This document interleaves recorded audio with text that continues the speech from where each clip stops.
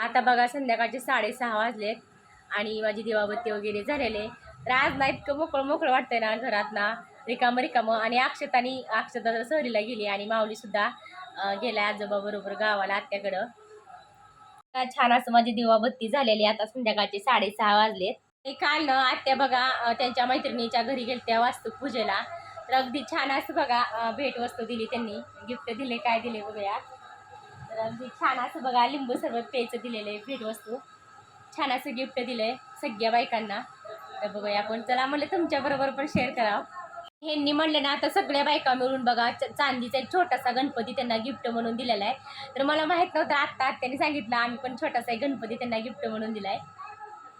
तर असं आहे बघा काचेचे ग्लास वगैरे. तर अगदी छान असं जग आहे बघा आणि हे ग्लास आहेत. छान असं गिफ्ट दिले आत्यांच्या मैत्रिणीनं. तर कसं वाटलं तुम्हाला पण तर कमेंट करायला अजिबात विसरू नका.